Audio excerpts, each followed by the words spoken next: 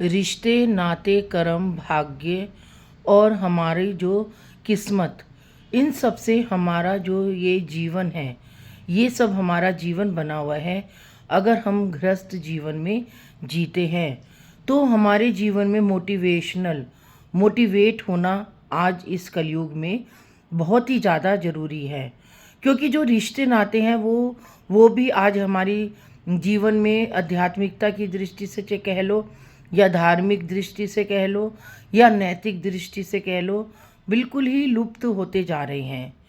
और आज जो सबका जीवन है वो इतना आधुनिकता की तरफ अग्रसर हो रहा है कि हमारा जो आने वाला जो पीढ़ी है हमारी जो आने वाली जनरेशन है वो इस सब से बहुत ज़्यादा उनके लिए कठिन परिस्थितियाँ आने वाली है। क्योंकि आजकल सब लोग प्रैक्टिकल होना चाहते हैं, व्यवहारिक नहीं होना चाहते हैं, सामाजिक नहीं होना चाहते हैं, प्रैक्टिकल होना चाहते हैं। क्योंकि अगर हम इस प्रैक्टिकल भरी दुनिया में रहेंगे तो हम जी नहीं सकते। क्योंकि अगर हमें ये जीवन जीना है आगे कलयुग के जीवन में, जो भी हमें कलयुग में रहकर अगर हमें जीवन जीना है तो हमें अपना जीवन को व्यवहारिक बनाना होगा, सामाजिक जीवन बनाना होगा और आध्यात्मिकता से परिपूर्ण जीवन को अपनाना होगा।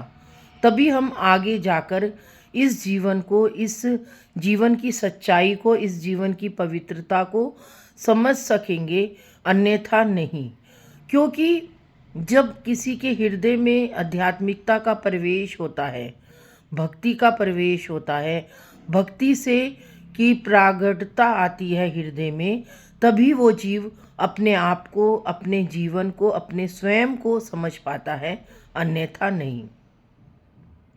आज से हमारा जो 50 साल पहले का जीवन था और आज 50 साल के जो बाद का जीवन चल रहा है, उसमें ज़मीन आसमान का फ़र्क आ चुका है। क्योंकि ये सब हम अनुभव कर रहे हैं। क्योंकि हम अब 50 साल से ऊपर का जीवन जी रहे हैं और अपने जो बचपन का जीवन जीते थे उसमें, और आज इस उम्र के पड़ाव पे हम खड़े हैं, तो हम ये जो जीवन देखते हैं इसमें, और हमारे जो बच्चों में, हमारी जो आगे वाली जनरेशन है उसमें बहुत ज़्यादा परिवर्तन आ चुका है। लेकिन आज की जो जनरेशन कहती है कि हम अपने आप को हर चीज़ में सॉल्व कर लेंगे, लेकिन वो इस चीज़ को गलत मान रहे हैं, इस चीज़ को, इस मिथ्या को। ये सब मिथ्या है, ये सब हमारा जीवन का भ्रम जाल है, हमारे जीवन का माया जाल है। क्योंकि आने वाला जीवन बहुत ज़्यादा कठिन होता जा रहा है और कठिन होगा। ये मैं नहीं कह रही हूँ, ये भागवत में लिखे हुए, जो हमने भागवत से शिक्षा प्राप्त करी है, जो हमने भागवत की मूल पाठ से शिक्षा प्राप्त करी है, श्रीमद् भागवत ग्रंथ से जो हमने शिक्षा प्राप्त करी है, अध्ययन किया है, उस अध्ययन के बेस पर कह रहे हैं। और हमारा जो जीवन है वो दिनचर्या पर आधारित होता है। हमारे जीवन में जो नैतिक जीवन होता है, हमारे जीवन की जो रिश्ते नाते होते हैं, हमारे जीवन के चारों तरफ जो जीव हैं, उनके व्यवहार से, उनके व्यभिचार से, उनकी विचारधाराओं से हम अपने चारों तरफ का जो चक्रव्यूह होता है, जिस चक्रव्यूह में हम फंस जाते हैं, तो उस चक्रव्यूह से जब हम निकलना चाहते हैं तो हम नहीं निकल पाते। तभी तो भगवान ने अभिमन्यु को चक्रव्यूह में डाल तो दिया था, लेकिन चक्रव्यूह से कैसे निकला जाएगा वो नहीं सिखाया था। वो सिर्फ परमात्मा को ही पता था। क्योंकि वो इसलिए भगवान ने अभिमन्यु को चक्रव्यूह में डाला क्योंकि हम सबका जीवन एक चक्रव्यूह की तरह है। जितना हम रिश्ते नातों, दुनियाचारी, जितना हम समाज के उसमें जिएंगे, उतना ही हम चक्रव्यूह में फंसते चले जाएंगे। हमें अपना जीवन जो भी जीना है, अपने अंदर को झांक कर, अपने अंदर के परमात्मा को जागृत कर कर, अपने अंदर की जो हमारी भावना है उसको जागृत कर कर हमें अपने जीवन को जीना है। अन्यथा अगर हम सोचेंगे कि हाँ, हमारा ये रिश्तेदार हमसे ये क्या सोचेगा, हमारा समाज हमारे बारे में क्या सोचेगा, हमें प्रैक्टिकल तो बनना है, लेकिन अपने लिए बनना है, ना कि किसी और के दम पे खड़े होकर बनना है। हमें अपना जीवन स्वयं अपने लिए खड़ा करना है। हमें ये सोचना है कि हमें स्वयं आगे बढ़ाना है। हमें कोई आगे नहीं बढ़ाएगा अपनी ज़िंदगी में, हमें सिर्फ परमात्मा आगे बढ़ाएगा। हमें परमात्मा के इशारों को समझना है। परमात्मा के जो परमात्मा हमें जो कठपुतली की तरह नचाता है, हमें कठपुतली की जो डोर खींचता है परमात्मा, उस डोर को समझना है। जैसे अब एक कठपुतली वाला है, कठपुतली को कभी सीधा रखता है, कभी टेढ़ा रखता है, कभी आगे ले जाता है, कभी पीछे ले जाता है, कभी इस तरफ कभी उस तरफ। तो परमात्मा ने जो ये कठपुतली का नाटक बनाया है, वो हम सब जीवों की जिंदगी को ध्यान में रखकर बनाया है, क्योंकि हमारी जो डोर है वो परमात्मा के हाथ में है, कठपुतली की तरह। हम भी परमात्मा की कठपुतली हैं। परमात्मा जैसे हमें कठपुतली की तरह नचाता है, कभी इधर नचाता है, कभी उधर नचाता है, कभी आगे कभी पीछे। हमारे जीवन में कितने उथल पुथल आते हैं, हमारे जीवन में कितने सुख भी आते हैं, दुख भी आते हैं। कभी हम अप भी होते हैं, कभी डाउन भी होते हैं, कभी हमारे जीवन में खुशी भी होती है, कभी गम भी होते हैं। तो ये सब हम कठपुतली की तरह नाचते हैं, परमात्मा के इशारों पे नाचते हैं। ये सब परमात्मा को पता होता है।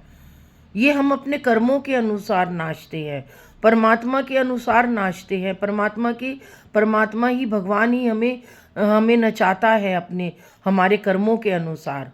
हमारे बस में कुछ नहीं होता। आज हम रात को सोचते हैं कि हम अगले दिन ये कार्य करेंगे, लेकिन सवेरे जब उठते हैं तो हमारे हमारे जो आगे हमारी जो एक पिक्चर होती है पूरे दिन के, एक विचारधारा होती है, या हमने जो विचारधारा बनाई होती है, या एक समय सारणी बना रही होती है, वो एकदम पलट जाती है किसी एक के कारण।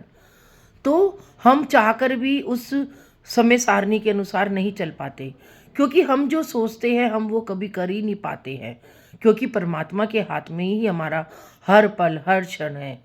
हमारे हाथ में हम सोचते हैं कि हम ये कर लेंगे, हम वो कर लेंगे, हम ये कर सकते हैं, हम वो कर सकते हैं। नहीं, हम जो भी सोचते हैं वो हम कर ही नहीं पाते हैं, क्योंकि परमात्मा हमारे साथ चलता है और वो हमारे लिए जो सही होता है वो ही चीज़ करता है। हम सोचते हैं कि जब हमारे साथ कुछ गलत होता है हम सोचते हैं कि ये देखो हमारे साथ गलत किया, भगवान तूने हमारे साथ ऐसा क्यों किया।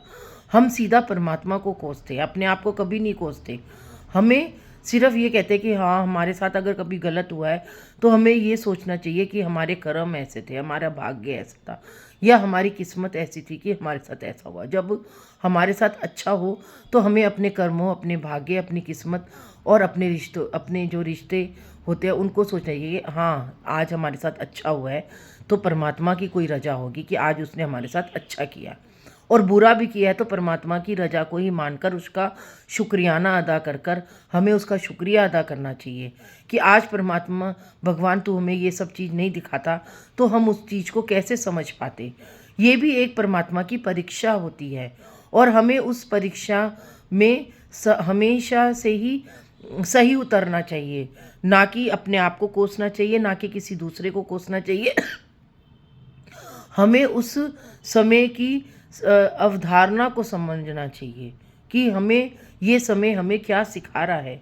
हमें सब कुछ समय के ऊपर छोड़ देना चाहिए। ज़िंदगी में संघर्षों का ही है, संघर्ष ही नहीं होंगे तो हम जिंदगी को जी ही नहीं पाएंगे।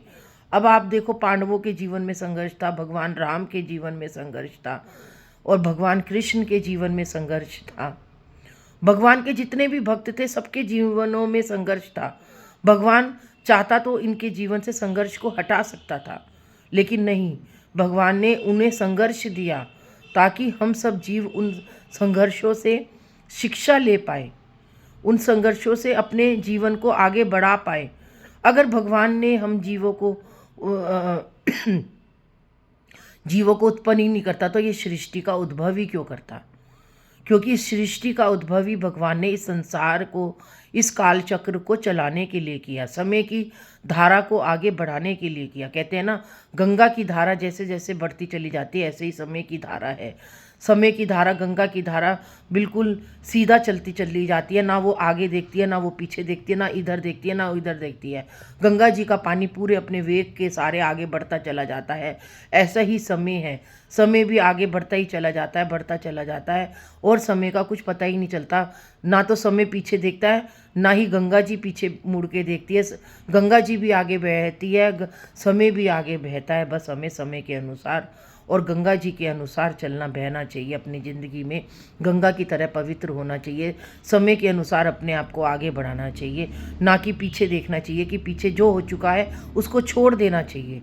आगे बढ़ना है। अगर हमारी ज़िंदगी में कठिन परिस्थितियाँ आ रही है, कठिन विषमताएं आ रही है, हमें हमें उन कमियों को दूर करना है। हमारे अंदर जो कमी है, हमें देखना है कि आज हमारे अंदर ये कमी है, तो हमें उस कमी को दूर करके हमें आगे बढ़ना है। अगर हमारे पास कठिन परिस्थिति आ रही है, तो हमें उस कठिन परिस्थिति का सामना करके उस कठिन परिस्थितियों को आगे बढ़ाना है और उस कठिन परिस्थितियों का सामना करना है और समय के ऊपर सब कुछ छोड़ देना है। तभी हम आगे इस जीवन में बढ़ पाएंगे, अन्यथा नहीं। आज के लिए इतना ही। जय जय श्री राधे राधे।